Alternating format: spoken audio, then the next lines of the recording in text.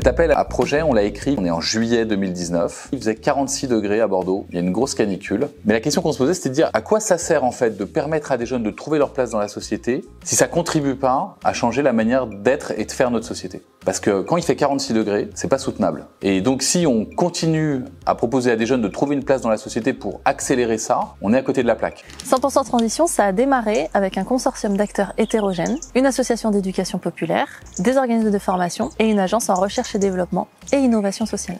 L'ambition initiale, elle était double. D'abord pour les jeunes, de les rendre contributeurs à la société, et en deuxième, pour la société, de structurer un écosystème d'acteurs capables d'effectivement rendre les jeunes contributeurs et de trouver leur place dans la société. Avec une ambition de cette portée, une démarche de recherche et développement social a été mise en place, car l'enjeu était de construire des solutions qui n'existent pas et qui impliquent de créer des connaissances nouvelles dans l'action. L'expérimentation, elle a duré 3 ans. Elle a porté sur un programme de 9 mois qui s'est appuyé sur le service civique d'initiative, auprès de 300 jeunes et sur 8 territoires. Ça a mobilisé près de 80 structures dans l'accompagnement et le suivi des jeunes. L'objectif, c'est vraiment de développer le pouvoir d'agir des jeunes. Ça va être de définir un projet de vie, parce que pour nous, construire son projet professionnel, ça passe par d'abord construire son projet de vie.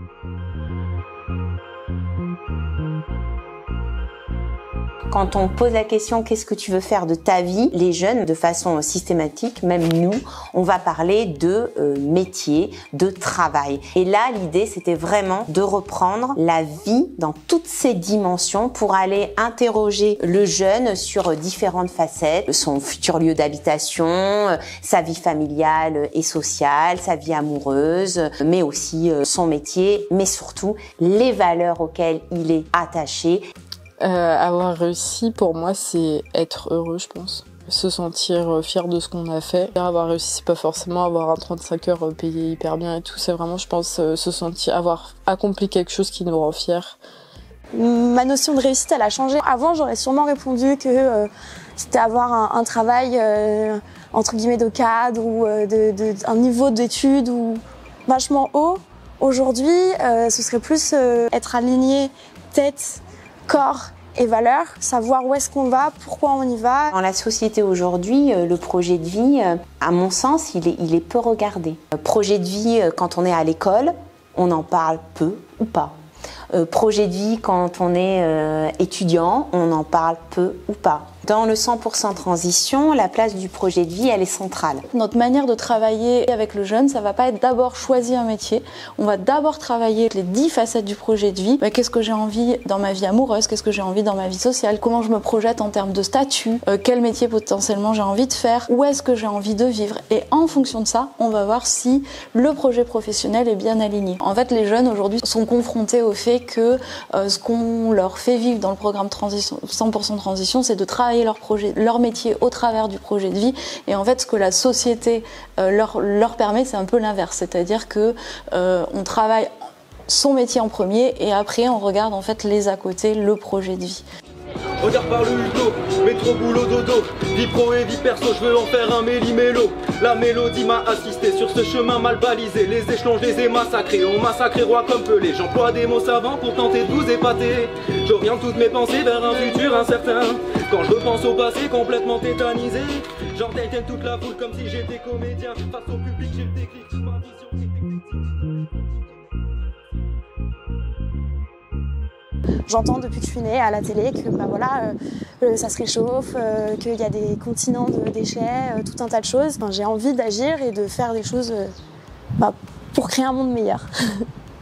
La transition écologique et sociale n'appartient pas exclusivement à la jeunesse. Toutes les générations ont leur place. Pour les gens plus âgés, la transition, c'est une perspective, c'est un raisonnement intellectuel, c'est une façon de se projeter dans l'intérêt général. Pour les jeunes, la transition, c'est chacun dans sa vie. Il y a plus d'intensité chez eux dans cet enjeu que chez les autres. Ils portent l'angoisse de l'avenir, la nécessité de la transition, ils la portent en eux. La transition écologique et sociale dans le programme, elle va prendre en fait 4 dimensions. D'abord, on essaie de la travailler sous la posture. L'objectif, c'est vraiment d'incarner la transition. Donc ça va être dans la posture que nous, on va avoir tout au long du programme. Le deuxième niveau qu'on va avoir, c'est vraiment de sensibiliser et de faire découvrir. Les jeunes vont pouvoir rencontrer des personnes inspirantes. Donc des personnes qui œuvrent dans ce domaine-là, qui ont mis sur le plan personnel ou sur le plan professionnel des choses. On va avoir avoir un troisième niveau qui va vraiment être le fait de tester et d'expérimenter. Au travers du service civique, en fait, les jeunes vont aussi expérimenter la transition écologique et sociale parce que tout simplement, en fait, ils vont être dans des structures qui sont orientées transition écologique et sociale. Et le quatrième niveau, c'est le niveau de la projection personnelle, professionnelle. Et ensuite, c'est de se dire maintenant, quelle place j'ai envie de faire dans ma vie à cette transition-là. Ça peut être dans une formation, ça peut être dans l'emploi, ça peut être dans une manière de travailler, donc d'apporter des éléments de transition dans les métiers qu'on fera demain. J'aimerais encore me spécialiser dans la mode. Et auparavant, je ne pensais pas pouvoir faire ça.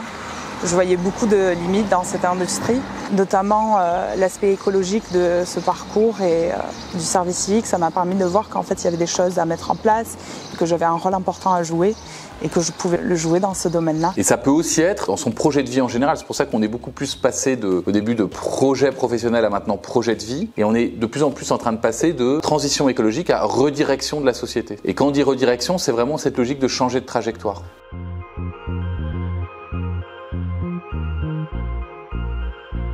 On voit bien que le chemin qui est tracé, il nous emmène vers un mur. Donc ça veut dire un changement en profondeur. C'est-à-dire un changement personnel, mais ça veut aussi dire un changement collectif dans les organisations, dans les institutions. L'organisation au sein des entreprises doit peut-être être repensée pour être plus en adéquation avec les dernières générations, Y et Z, qui sont plus attentives à leur mode de vie au regard d'une société qui change et qui ne leur correspond pas forcément, dans laquelle ils ne trouvent pas forcément leur place. Alors, ce qu'on attend des jeunes vers la transition, c'est qu'à la fois ils nous donnent des clés et puis peut-être aider aussi à transformer le monde de l'entreprise par rapport au nouveau savoir-être, savoir-faire.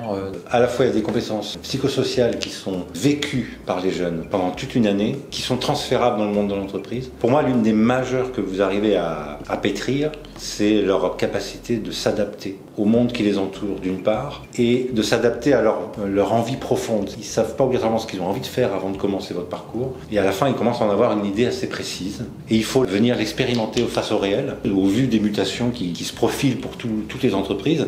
C'est presque une des compétences clés. Alors cette expérimentation, elle nous a appris plusieurs choses. Déjà que donner envie d'agir et la capacité à se projeter dans un projet de vie, non seulement c'est possible, mais en plus c'est essentiel dans un monde en mutation.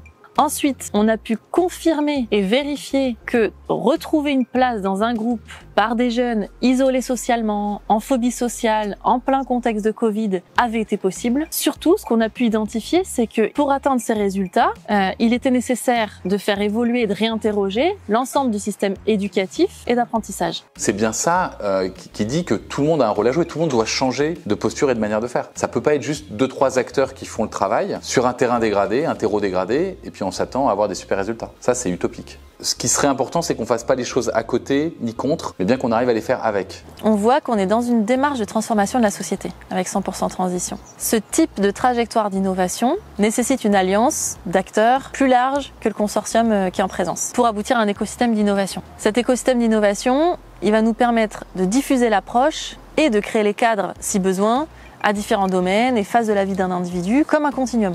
On s'adresse à des acteurs des institutions publiques, du monde économique, de l'éducation et de la formation, de l'accompagnement jeunesse et de l'insertion et de la société civile. On est persuadé qu'ensemble, on pourra régénérer la place et le rôle de l'individu dans la transformation de la société.